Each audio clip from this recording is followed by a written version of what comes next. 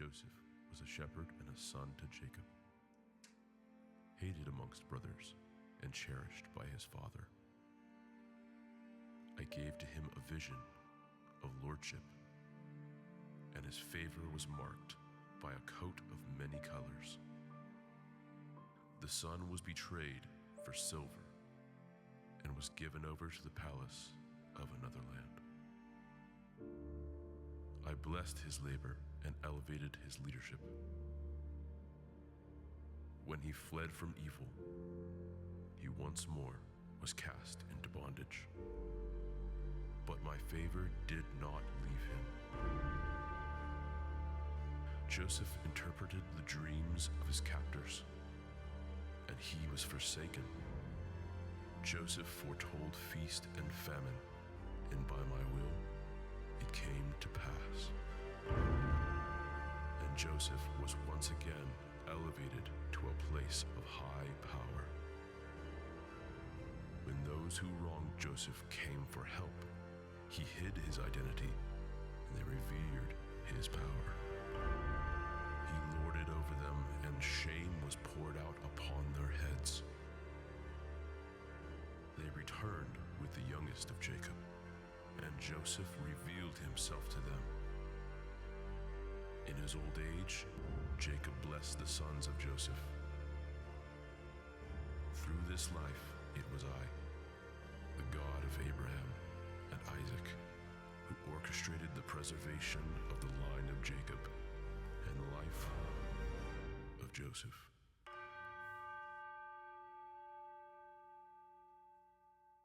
That's pretty cool. In case you wanted to know, in case you were wondering, that's how I sound in my own head. I always feel like I've had the voice of Liam Neeson until Ray played a recording of it. And I was like super bummed out. I get really frustrated at times. So sometimes I go through the drive-thru at McDonald's and they're like, "Okay, ma'am, that'll be $5." I'm like, "Yeah, that sounds good to me." So we've been going through the story of Joseph. That was free for y'all. I follow little rabbit trails at times. So, all right, we've been going through the story of Joseph, and I'm going to recap here where we've been and then foreshadow where we're going with it. So Joseph has two dreams. First one being that his brothers would bow down to him. Then the second dream is that his not only his brothers, but he is elevated higher than his whole family. Even his mom and dad would bow down to him, which would be highly offensive to say to your parents during that time and in that culture. So, like any good older brothers would do, they plot to kill him and decide it's probably not the best course of action because we can make some money off this guy, so let's sell him instead. So they make a little bit of pocket change and they sell him into slavery. He then is picked up by a man named Potiphar, who was a military man. Joseph works his way up through the ranks in Potiphar, becoming an advisor for him. Potiphar's wife takes a hankering to Joseph, tries to put the moves on him. Joseph denies her. She accuses him. He is then in prison. During his prison time, he works his way up, right? Works his way up with the jailer, with the warden, becomes in charge of the prison, and has a couple of people that he knows has some dreams. The Pharaoh's baker and cupbearer have some dreams. Joseph interprets them, and they come true. Those people are out of prison, and we fast forward a couple years, 2 years here. Joseph is still in prison, and the cupbearer, forgot about him, right? He's like, "Hey, I'll remember you when I get out." And then, for whatever reason, we're not given the reason why he forgot him. Maybe he just wanted to put the past behind him. And that's what we're going to talk about today. The title of our thoughts is The Boomerang Effect. And before we get there, in my preparation for this, I came across something really, really cool. Any nerds in the room? Anybody who just like really weird random facts? Thank you. Yeah, imagine that. My two kids are nerds, right? So Xana, if you will put that map up on the screen, this is from Google Earth, right? So you'll see Israel. Ken, the laser pointer you gave me, it wasn't bright enough, so we're just going to go with Israel is over here, and this is Egypt over here. And if you really want to nerd out later today, you could Google this valley, right? This Fayum Valley, and you could look for the NASA satellite picture of it because it looks like a heart, looks like a leaf, the way I can see people getting out now Googling it. Just wait till you get home. Why is this important? Because this right here is an oasis. That's actually what it's called. It's called the Fayum Oasis. And this is now a Muslim country. But this is evidence, physical, tangible evidence that Joseph existed, that he was real. Because Joseph is accredited to building a 15-mile canal hooking, this is the Nile River, and so the riverbed, that's why you see this lush green, and then this is all desert, right? This 15 miles of canal, they call it the Joseph Canal in a Muslim country. Scholars still recognize it by its accurate biblical name. And they boast about it in Africa. This is one of the most fertile pieces of land on planet Earth. And all that green up there that you're seeing in northern Egypt is since come about in modern times because they're doing a restoration project. Because of all of the sediment the Nile carries with it, it makes incredibly fertile land. And Egypt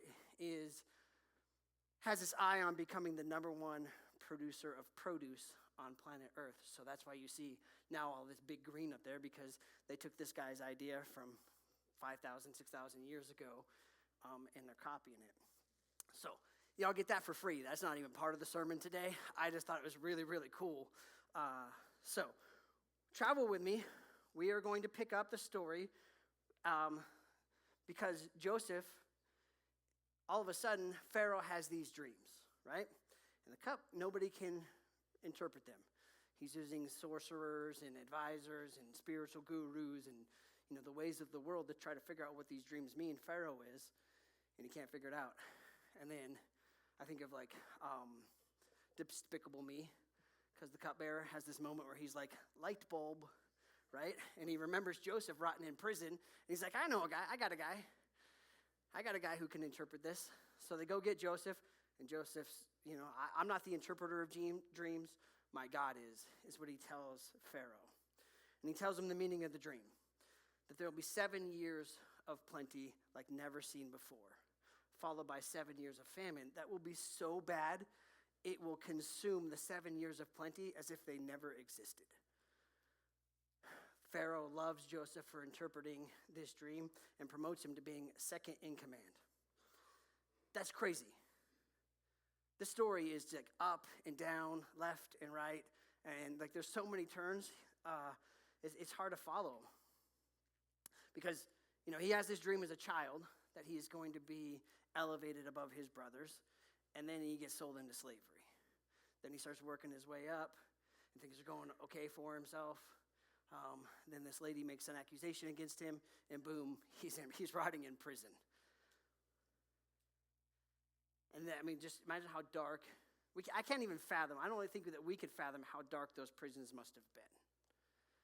Our prisons are pretty bad now in modern times. I can't even imagine. Yeah, I see some faces going like, ew, yeah, they had to have been gross. All right, so we're going to fast forward here to Genesis chapter 41, verse 57. It's going to show up on the screen. And the people came from all around Egypt to buy grain from Joseph because the famine was severe throughout the world. These people were hungry. Xana, could you throw that map back up real quick? I know we're jumping around and that was unintended. But look how far they must have had to travel from Israel to Egypt to get food. It had to have been really bad.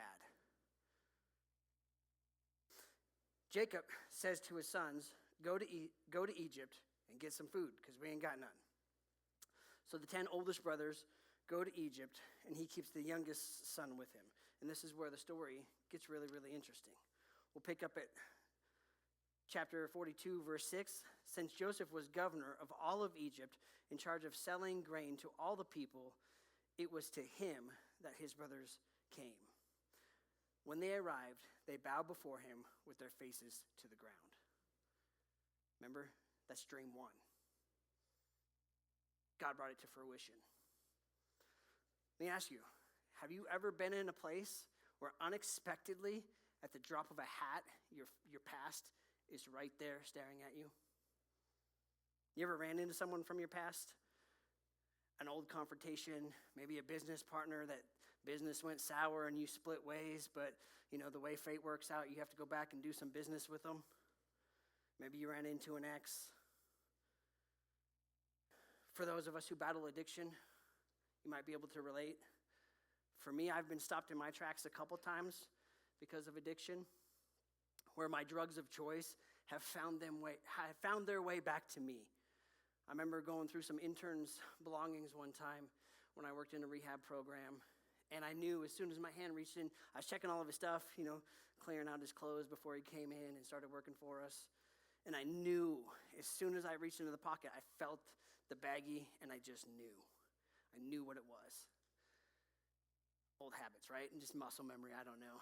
But I remember taking one step into my boss's office to go get it. And my first thought was, nobody knows you have this.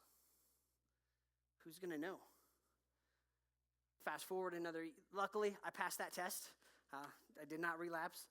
Fast forward a year, we had a kid who had to have surgery because he was becoming paralyzed. It's a weird, obscure thing.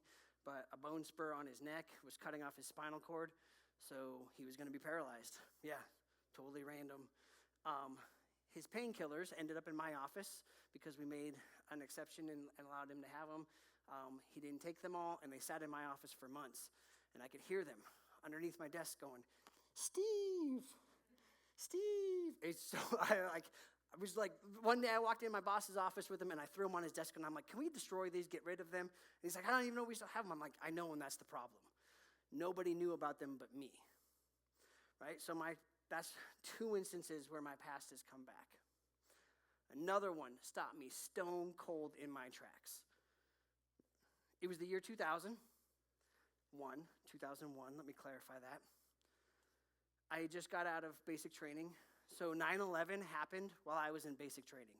I joined the Army to become an Army Ranger. God had other plans.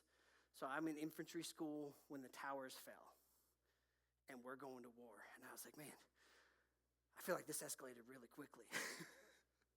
So I get it done with airborne school. I'm home in the mindset of hey, I'm going to see my family, and then I'm going to go hunt me some terrorists, right? All gung-ho, 5'6", but, twisted steel, bulletproof, all that mindset, just ready to go and kick down doors and do what the infantry does, which is not pleasant things. So there I am, all tough guy. And I hear this lady's voice from the other room. And I knew she was there. Absolutely, I froze. It was my stepmom. Her and my dad had moved back in together. And just, my childhood was really dark. There was a lot of abuse. And all of a sudden, at the sound of her voice, I was 6 years old again. Panicked. Fear, anxiety, stress, rage, murderous thoughts. Honestly, I'll be real with y'all. All of those, in an instant, came back on me. Have you ever had a moment like that, is my question. Because Joseph was having that moment here when he sees his brothers. They hated him. They plotted in front of him and how to kill him, and then decided that he would be not even worth killing. They might as well make some money off of him, and they sold him. Put ourselves in that mindset as we move forward here with this message. He went through slavery and prison because of them. So what happens when his past catches up to him? Did he bury it? He thought he had put it behind him. He named his son Manasseh. There we go. Sorry, which means God has buried my past and put it behind me. Hear me out. What would you have done in the 7 years of prosperity when you were the second in charge of all of Egypt? Would you try to make God's dream come true yourself? Would you have sent a courier to bring your brothers before you and force them to bow? because he could have.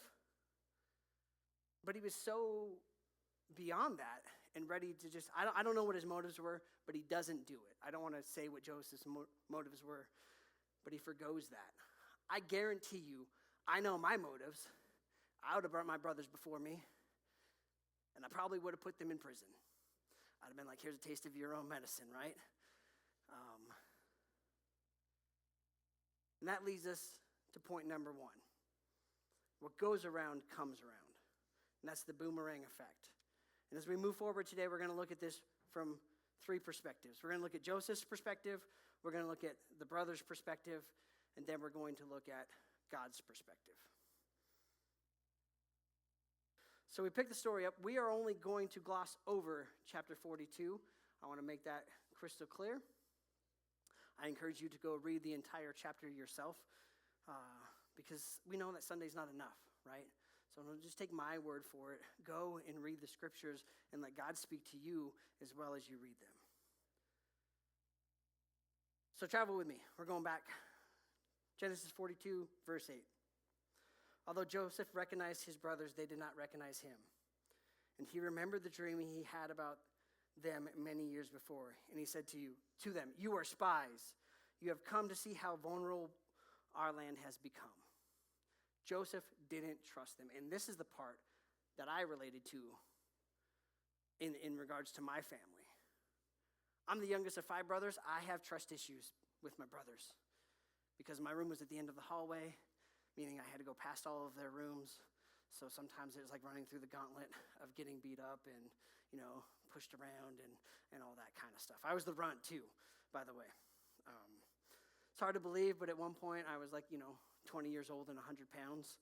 So I can't imagine that nowadays. But anyways, I was 4 pounds underweight from being able to join the Army. They fed me 2 lunches the day I went to MEPS to weigh in because the recruiter was worried that I was not going to make the weight. Yeah. All right. So again, let's get this back on track. So this is a crazy time. He responds pretty harshly to them. He calls them spies. He throws them in prison. The brothers try to plead with him that they're not spies. Again, he sends them to timeout for a few days. Maybe he takes the time out himself to go back and contemplate and reflect. What would you do in this situation? What would I do in this situation? We're going to transition into looking at it from the brothers' perspectives because Scripture gives us some insight here with chapter 42, verse 21.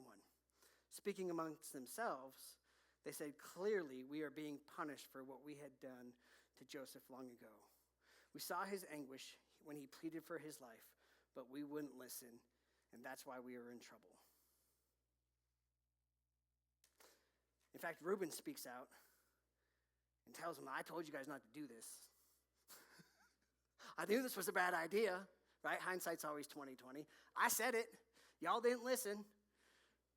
And this is us being punished for what we did to Joseph. So the brothers are facing their guilt and their sin. They're facing their boomerang of their past, the boomerang of their past. It has come back to haunt them. It has come back to bite them. So as they sit and contemplate what they have done, Joseph sits and contemplates what he has done. And I like to imagine, I like to read the scriptures and then close my eyes and just kind of watch the movie play out in my head. So I picture it like this. Joseph and his brothers are pacing back and forth. Or better yet, they're staring up at the ceiling fan, watching it go round and round, eyes darting back and forth. Y'all see it? They didn't have ceiling fans back then, I know that. But so they're losing sleep. I picture them as like Dr. Strange with the time stone. Like as he uses the time stone in the movies and his eyes are all over the place as he's trying to look at the 14 billion different ways that this whole situation can play out. That's how I picture Joseph. Because that's what I would be doing. Trying to figure out how can I best work this situation out. And let's be honest, I would work it out so that it benefited me more than it benefited my brothers. But God, what a great statement. But God has a different plan, and God has a different perspective. See, our human nature is to run, to forget it, to bury it. That's what Joseph tried to do. Me, I try to medicate it. I tried medicating my past with drugs and alcohol. And those are the easy ones to point out. Those are like the low-hanging fruit, right? Of how we can have maladaptive coping mechanisms. So I ask you this. How do you do it? How do you deal with your past? How do you self-soothe? Is it shopping? Is it overeating? Is it binging TV or doom scrolling? Right? I saw something really funny the other day as I was scrolling. It's like, congratulations, you have doom scrolled the internet so far, you've met the bullrog. I was like, oh, that's really good. I'm going to use that. Is it relationships? Is it sex? Do we move from one place to the other, trying to make sure that our past doesn't catch back up, that we're never confronted with our past? Do we abandon? Do we not take the advice from last week's sermon about the grass, or sermon a couple weeks ago? I'm not 100% sure, but the grass being greener on the other side, right? Do we just cut bait, move on, and go to the next thing? This marriage is over. I'll go to the next one. I'll go to the second one.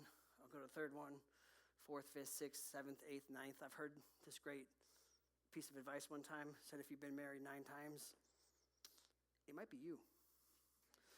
So there's that. Forgive me, I might have been off color, so I won't say that. Like, I'm in trouble. Whew, it got hot in here really fast. And that drives us to our second point, and this is God's perspective.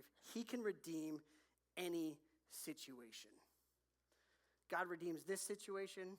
God redeems my has redeemed my situation, and I want you to think of it like this piece of plastic, right?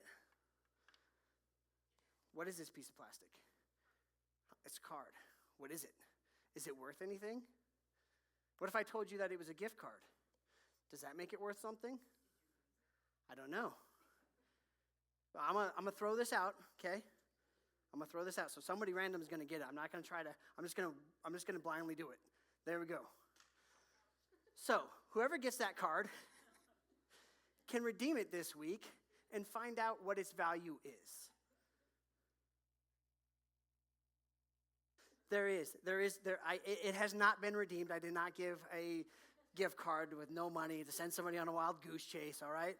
So it was to 618, so go enjoy a sandwich or a cup of coffee, right?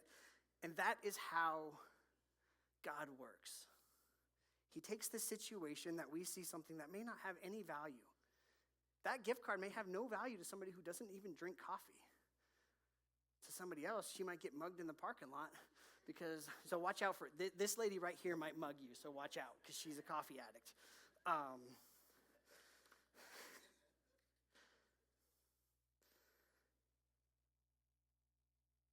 All along, this was God's plan. Not saying that he orchestrated everything, that he caused all of this bad stuff to happen. I don't think God works that way. Let me be crystal clear on that. But the Bible tells us that God works to the good in all situations for those who love him. So point number 2 is that God redeems every situation. And here in a minute, we're going to see this play out with these baptisms. So if you are getting baptized this morning, you can start making your way up here, because we're going to be winding down service here in a few minutes. But this was God's plan. This was God's plan of fulfilling his promise to Abraham, to Jacob, to Joseph. And we see this incredibly profound truth come alive in the scriptures.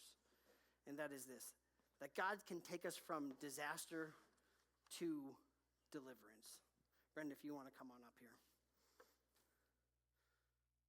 So my question is, what have you done with your past? And how can you use it to God's glory? How has someone's story shaped your life?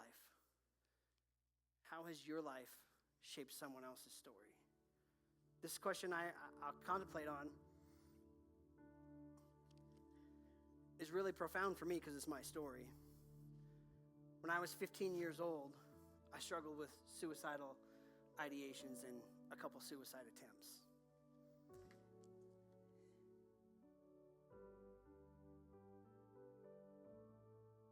And during that time, my best friend's mom took me in. She was a God-fearing woman, and I hated God because I blamed him for all the stuff that had gone on in my life. And she loved God, and she worshiped him. She told me about him all the time, and we had many hours of debating, and she listened to this teenage kid who knew everything, right? What I haven't told you yet is that she was dying of cancer.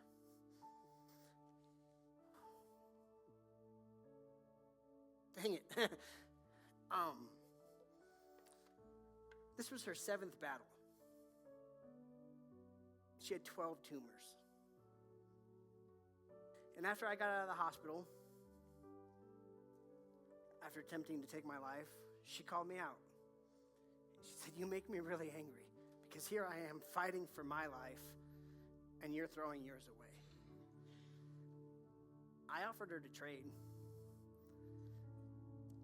One of the last times I went to visit her in the hospital, as soon as the elevator door opened, I was just rushed with anger, frustration, because I could hear her worshiping. She was playing her guitar. And I walked to the threshold. Oh man, this is really hard, so bear with me. I walked to the threshold of her door, just full of rage, just so angry at God. How dare you? The first person that I felt love from in my life, and you're taking her away. I lost my mom when I was a baby. I never met my mom. This woman was the first person that I felt loved me. She says, "Come in the room." Her name was Patty. Patty says, "Come in the room." And I was like, "No, I'm not coming in the room." And she says, "Why not?" I said, "Because you're dying and you're singing songs to your stupid God." Sorry, Lord, but that's what I said. And she said, "You know, you could look at it that way. I look at it as if I'm going home." And that stopped me in my tracks. And that was the catalyst for me to begin with just the peace and the confidence in which she shared that. I tell you, that's the catalyst for me to rethink my atheism. Right? Which is, I would say it was atheism, but I hated God. So there's that. Look, I was 15 years old, okay? Cut me a break. I didn't know it as much as I thought I did, right?